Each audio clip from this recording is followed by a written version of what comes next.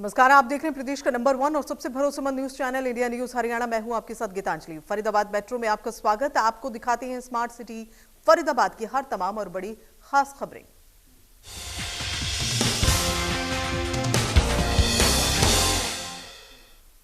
तो हरियाणा के पूर्व मुख्यमंत्री भूपेंद्र सिंह हुड्डा ने कहा कि 5 चुनावी राज्यों में होने वाले चुनावों में 3 राज्य पंजाब, उत्तराखंड और गोवा में कांग्रेस की सरकार बनेगी और उत्तर प्रदेश में हो सकता है कि कांग्रेस के हाथ बैलेंस आ जाए। जबकि अगर बात करें मणिपुर में तो अभी कुछ नहीं कह सकते हैं। उन्होंने बीजेपी पर भी कटाक्ष किया। उन्होंने कहा कि 1996 से लेकर 2000 तक हरियाणा का कुल कर्ज 70,000 करोड़ था, लेकिन साल 2014 से लेकर अब तक ये कर्ज 2.5 लाख करोड़ का हो चुका है।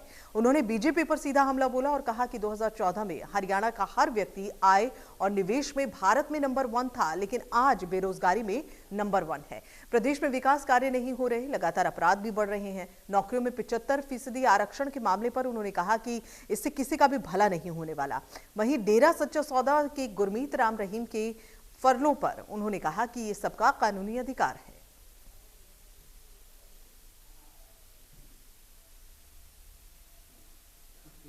एक सबसे बड़ा धोखा हरियाणा के युवाओं के आंख में धूल झोंकी जा रही है। हरियाणा ऐसा प्रदेश है जहाँ दो किस्म के डोमिसाइल है, एक 15 साल का और इसमें जो आएगा उसका 5 साल। तो हरियाणा के तो वैसे ही कह रहे हैं हरियाणा के लोगों को उनको कोई लाभ होने वाला नहीं है, इससे किसी को भी लाभ नहीं है, बल्कि जो एसोसिएशन लोग करें उनको इन्वेस्टमेंट आने में दिक्कत होगी। लेकिन ये बेसिकली हरियाणा के यूथ को गुमराह करने की बात है। 2014 में कितनी सीट आई थी और 2019 में कैसे इनकी सरकार बनी सबको मालूम है। जो मतलब एक जो कहता था 75 पार करेंगे हम, एक कहता था इनको यमुना पार करो। हम दोनों यार बने हुए स्वार्थ में, सबको मालूम है। और ये आज बिल्कुल विफल सरकार है। हर वर्ग इस सरकार से रुष्ट है। आप स्वयं देख लो। आप जाओ स्कूलों में तो मास्टर नहीं, स्कूल खाली। आप जाओ अस्पतालों में वहाँ डॉक्टर नहीं। आप जाओ दफ्तरों में वहाँ कर्मचारी नहीं। 66 से लेकर 2014 तक कुल कर्ज हरियाणा पर 70,000 करोड़ था और अब 14 से आज तक ये 2.5 लाख करोड़ हो गया। और एक भी बताओ, प्रत्यक्ष और प्रमाणिक जरूर नहीं है। आप सभी फरीदाबाद के प्रतिष्ठित पत्रकार हैं, आप एक बात कोई बता सकते हैं, कोई विकास का कार्य यहाँ चल रहा हो, एक का नाम बता दो खुली तौर पर। मैं एक पार्टी नहीं, आप तो पत्रकार हो सर। कहाँ जा रहे हैं? आपसे पूछ रहा हूँ, बता दो पैसे कहाँ जा रहे हैं सर? तो इनसे पूछो सर, एक तरफ कहाँ जा रहे हैं पैसे? जा रहे हैं विकास के नाम पे सड़क आज क्या है साहब, कहीं हरियाणा में निकल जाओ सड़कों पे ठेकली भी नहीं लगाई जा रही, क्योंकि सड़क का जो पूरे हरियाणा का ठेका 1-2 आदमी को दे देते हैं और वो। और 10वीं से 12वीं तक के स्कूल खोलने के आदेश के बाद फरीदाबाद में धीरे धीरे छात्रों की संख्या बढ़नी शुरू हो गई है। शुरुआत में जहां 30 से 40% बच्चे ही स्कूल पहुंच रहे थे, अब उनकी संख्या में इजाफा हुआ है। गवर्नमेंट स्कूल के प्रिंसिपल का ये कहना है कि पहले दिन स्कूल में बच्चों की संख्या कम थी, अब धीरे धीरे ये संख्या बढ़ने लगी है। अब सभी क्लास के छात्र पूरी संख्या में पहुंच रही हैं। मार्च में छात्राओं का एग्जाम है और इसकी तैयारी भी करवाई जा रही है। एग्जाम की तैयारी के लिए छात्रों को बुलाया जा रहा है। 1 तारीख से गवर्नमेंट ने 10th to 12 स्कूल खोलने के लिए परमिशन दी थी, जो हमने 1 तारीख से खोले हैं। 1 तारीख में लगभग 30 से 40% बच्चे आए थे। आहिस्ता आहिस्ता संख्या बढ़ रही है। आज हमारे पास 70% से ऊपर बच्चों की स्ट्रेंथ है। 10th और 12th के बोर्ड के एग्ज़ाम शायद मार्च स्टार्टिंग में हो जाएं, तो हम बच्चों को डेली बुलाकर, सारे ही बच्चे बुलाए जा रहे हैं और उन्हें स्पेशली एग्ज़ाम की प्रिपरेशन कराई जा रही है, क्योंकि सिलेबस तो सारा खत्म हो। और फरीदाबाद के सिविल अस्पताल में डॉक्टर्स की लापरवाही का एक मामला सामने आया, जिसके चलते डॉक्टर्स ने डिलीवरी के दौरान महिला के शरीर में गेज पट्टी छोड़ दी, उसे निकालना ही भूल गए। इसके चलते पिछले 8 दिनों से महिला को टॉयलेट जाने में तकलीफ हो रही है। आखिरकार परिजन महिला को लेकर हॉस्पिटल पहुंचे, जहां अपनी भूल को देखकर डॉक्टर्स ने गाज की पट्टी निकाल दी। हालांकि अब पीड़ित महिला और उसके परिजन इससे डॉक्टर्स की लापरवाही और भूल बता रहे हैं। सिविल अस्पताल की पीएम मोहम्मद डॉक्टर सविता यादव, माफ कीजिएगा, पीएमओ अस्पताल की पीएमओ डॉक्टर सविता यादव ने इस मामले में जांच की बात कही है। एडमिट होते हम 30 तारीख को 23 तारीख को 30 तारीख को 30 जनवरी को एडमिट हुए। कब डिलीवरी हुई? 31 के हुआ था 12:05 में रात में। अच्छा, फिर उसके बाद क्या हुआ? छोटा ऑपरेशन से हुआ है, तो उसमें ना रुआ कोच के उनको भूल से रह गया। का हुआ था 9 दिन हो गया आज 12:05 पर हुआ। तो हम फिर छुट्टी मिला हमरा वो मंगलवार के, तो हम घर गए। तो जो बनता है से हम बनाए करे, और हम आज चल गए काम करने। कोठी में काम करती हूँ, चल गए काम करने। हुआ गए तो बचे हमरा गए हिना से कि नानी के पेट, मामी के पेट में दर्द हो रहा है। भूल से हो गया ये, नहीं तो कोई ऐसे जानबूझ के सर कोई करता नहीं है, इसीलिए चेक करवाने लाया था सर यहाँ पे। सर ये तो सर कुछ भी हो सकता था, लेकिन अब डॉक्टर मैडम ने चेक करके ठीक कर दिया इनको। अब दवाई लिख दिया, अब जाके इनको सही से करवाना। देखिए मेरे संज्ञान में अभी आया है मामले की, हम पहले जांच करेंगे जो क्या कुछ है, उसके बाद ही कुछ कहा जा सकता है कि किस लिए ऐसा हुआ। अच्छा, बताया जा रहा है कि दवाई तो मिलनी चाहिए, हम अभी दवाई पता लगा कर उसको उपलब्ध करवा देंगे। दवाई तो यहाँ फ्री में सरकार द्वारा दी जाती है और दवाई उसको जरूर दें। और फरीदाबाद के सिविल हॉस्पिटल में 100 बेड का कोरोना के इलाज के लिए अस्पताल बनाया गया है, जिसमें कोरोना पॉजिटिव लोगों को ही भर्ती किया जाएगा, उनका इलाज किया जा रहा है। और इसी के चलते जेल में बंद कैदियों को भी कोरोना होने के बाद इसी हॉस्पिटल में लाया जाता है, जहां उन्हें आइसोलेशन में रखा जाता है। इनमें से कुछ कैदियों ने भागने की कोशिश भी की, विंडो तोड़कर अस्पताल को भी नुकसान पहुंचा दिया। डॉक्टर सविता यादव का कहना है कि अस्पताल की गई तोड़फोड़ से नुकसान हुआ है। ये अस्पताल कोरोना के इलाज के लिए बनवाया गया था, न कि कैदियों के इलाज के लिए। जो कोरोना के लिए स्पेशल एक pre fabricated temporary structure hospital बनाया गया है हमारे हॉस्पिटल के प्रीमाइसेस के अंदर ही, जो कि कोरोना के पेशेंट्स के लिए विशेष कर रहा है। और इस लहर में जो कोई पेशेंट्स जो एडमिट होने थे वो यहाँ पे रखे गए हैं। लेकिन इस बार जैसा कि आपने देखा है, कोरोना इतना ज़्यादा केसेस गंभीर नहीं थे और सरकार की हिदायतों के अनुसार जो माइल्ड इलनेस जो कोई है तो उसको होम आइसोलेशन की आवश्यकता थी। और फरीदाबाद में कोरोना के घटते मामलों को देखते हुए व्यापारी संगठनों ने जिला उपायुक्त और सरकार से बाजारों में समय पाबंदी को हटाने की मांग की है। व्यापारियों का कहना है कि पहले ही उनका व्यापार घाटे में है, इसलिए अब समय की पाबंदी हटा लेनी चाहिए ताकि व्यापार ठीक से हो सके। व्यापारियों का यह कहना है कि जब स्कूल कॉलेज भी शुरू कर दिए गए हैं तो फिर बाजारों में समय की पाबंदी क्यों लगाई जा रही है। हम कोशिश कर रहे हैं मंत्री जी से और सभी डीसी महोदय से कि भाई सब दुकानें खोली जाएं, क्योंकि जब इस टाइम में कोरोना के जो मामले हैं वो निम्न स्तर पे आ गए हैं, बिल्कुल न्यूनतम हो गए हैं और ऐसी कोई बात नज़र नहीं आ रही है। स्कूल सारे खोल दिए गए हैं, कॉलेज सारे खोल दिए गए हैं, स्टाफ की जो 50% की थी वो कैपेसिटी 100% कर दी गई है, जिम वगैरह भी खोले जा रहे हैं। तो फिर हमारे ऊपर ये क्यों एक अतिरिक्त बोझ डाला जा रहा है? हम लोगों के यहाँ जो लड़के काम करते हैं हमें उनकी सैलरी देनी होती है। अब अगर हमारी दुकानें 7 बजे तक खुलती हैं तो हम लोग अपनी पूर्ति नहीं कर पाते। देखो, मेरा विचार ये है, जब ये महामारी बिल्कुल ढीली हो गई है, बिल्कुल एकदम इसने अपना कम वो कर दिया है, दिल्ली भी खुल गई है पूरी तरह से, तो हमारे यहाँ पाबंदियाँ क्यों हैं?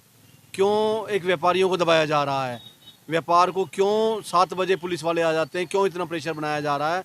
जबकि कोरोना काल में हमें इतना लॉस हुआ है और व्यापार पूरी तरह से चौपट हो गया है। तो हम ये चाहते हैं आदरणीय डीसी साहब जी से कि हमारी बात ऊपर तक पहुंचाई जाए और हमारा जो बाजार है उसको पूरी छूट दी जाए, समय की कोई पाबंदी ना लगाई जाए। सर, हम तो सरकार से यही गुजारिश करते हैं कि दुकानदारों की तरफ देखो, ध्यान दो। बिजनेस से पहले बहुत ठप हुआ पड़ा, 2 साल से कोरोना, जितने व्यापारी इतने परेशान हो रहे हैं कि उनका किराया भी नहीं निकल रहा दुकानों का, ना नौकरों का।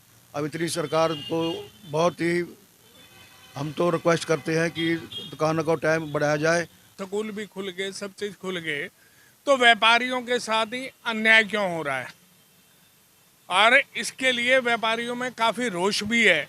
व्यापारी में जमीना सरकार के खिलाफ कर कोई चीज अपनी बात बनवाने का, कुछ बात कहने का, ये दब्बू हैं, दब्बू थे और दब्बू रहेंगे हमेशा व्यापारी। तो जी इन्हें सरकारी गुलामी करनी है सिर्फ और सिर्फ। ऐसे है जी, अब तो कोरोना बिल्कुल नील पर है, तो जो पहले टाइम था उसी टाइम पे दुकानें खुलवानी चाहिए गवर्नमेंट को, क्योंकि अब तक।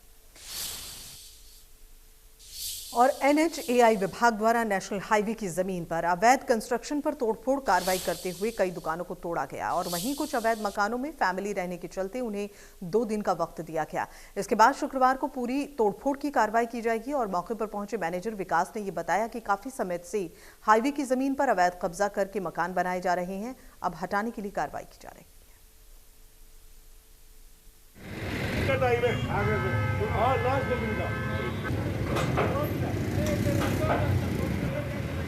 28 तारीख को हमें नगर निगम फरीदाबाद की तरफ से NHAI में एक लेटर प्राप्त हुआ था, जिसका मुख्य वो मुद्दा उसमें ये था कि अपने रानी की छतरी के सामने वाले एरिया के अंदर ये यहाँ पे कम से कम 8-10 दुकानें ऐसी हैं जिन्होंने परमानेंट ही अतिक्रमण कर रखा है, कम से कम 30 से लेकर 40 सालों पहले तक। तो उसको हटाने के लिए हमें इसके निर्देश मिले थे और हमने इनको 10 दिन पहले नोटिस दे के सूचित कर दिया था कि आपका जो भी सामान वगैरह है इसके अंदर वो आप निकाल लीजिए ताकि किसी को माल का नुकसान ना हो। लेकिन इन्होंने इस बात पे कोई गौर नहीं किया है, इसलिए आज हमने यहाँ पे तीनों मेरी पेट्रोलिंग व्हीकल्स लेके और स्टाफ के साथ में ये अतिक्रमण हटाओ अभियान स्टार्ट किया था। तो क्या रहा फिर भी कुछ लोग इस बात को लेकर के काफी गहमा-गहमी हुई है, क्या कुछ रहा लास्ट निष्कर्ष? 2 या 3 दुकानें हमने डिमोलिश कर दी थी यहाँ पे। उसके बाद में कुछ महिलाएं थे, उनका निवेदन ये था कि उन्होंने बेसमेंट के अंदर ना फैमिली के साथ रहने का वो कर रखा था यहाँ पे। अब उनका कहना ये है कि हमें 2 दिन का समय और दे दिया जाए ताकि हम अपना सामान वामान निकाल के और कहीं अपना दूसरा आश्रय।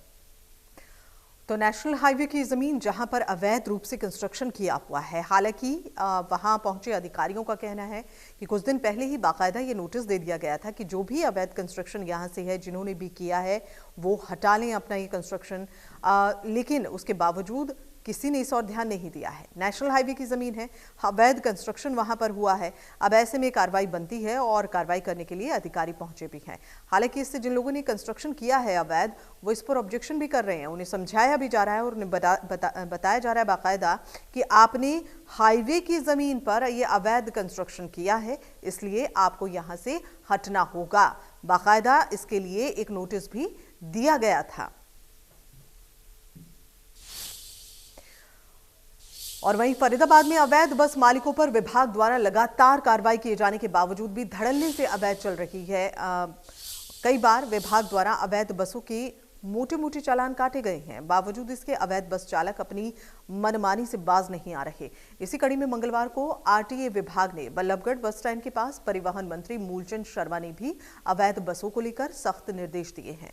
आदेशों की पालना करते हुए RTA विभाग ने 5 अवैध बसों के चालान काटे हैं।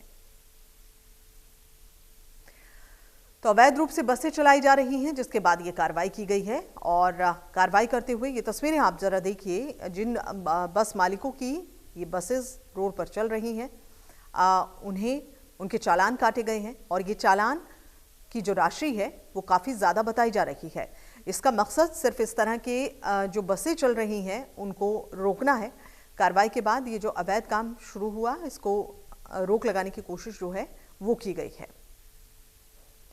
तो ऐसे कई बस चालक हैं जो बसेस इस तरह की चलाते हैं, उनका चालान काटा गया।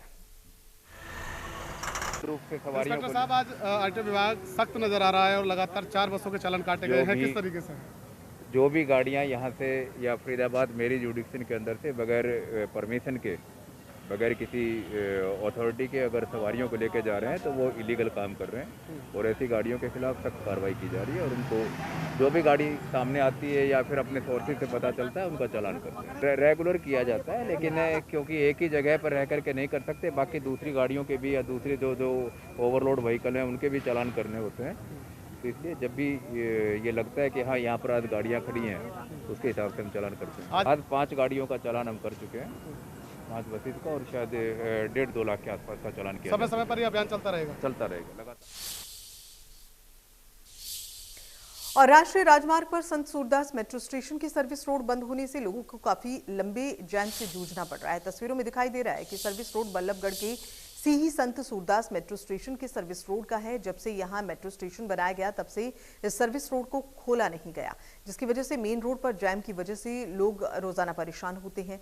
वाहन चालकों का ये कहना है कि अगर ये सर्विस रोड खुल जाता है तो सेक्टर 6, 3, 7, 8 की तरफ जाने वाले लोगों को फायदा होगा।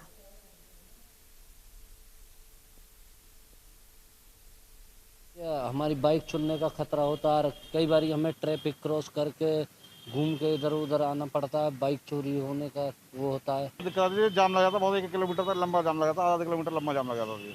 क्या होना चाहिए आप लोगों को? ये खोलना चाहिए जी, देखो पूरे ट्रक खड़े हैं, क्या फायदा, ट्रक खड़े हैं रोड पर, सर्विस रोड बंद पड़ी है। इससे तो बहुत परेशानी आती है, बाकी ये है कि अगर खुल जाएगा तो बहुत अच्छी बात है। क्या दिक्कतें आती है इससे? यहाँ से गाड़ियाँ नहीं जाती है, आके जाम लगा रहता है मेन रोड पे भी, तो ये बहुत अच्छी बात है अगर खुल जाए तो।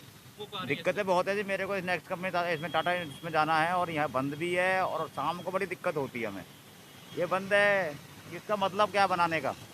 अगर ये खुला रहेगा तो हम सीधे निकल सकते हैं, टर्न ले सकते हैं, उसके लिए हमें वहाँ से जाओ, खड़े रहो, बहुत दिक्कतें हैं। पता नहीं इसकी पार्किंग बना रखी है, क्या कर रखा है, मेरे को लगता है पार्किंग के लिए दे रखा है। किस तरीके से आना जाना होगा लोगों का फिर?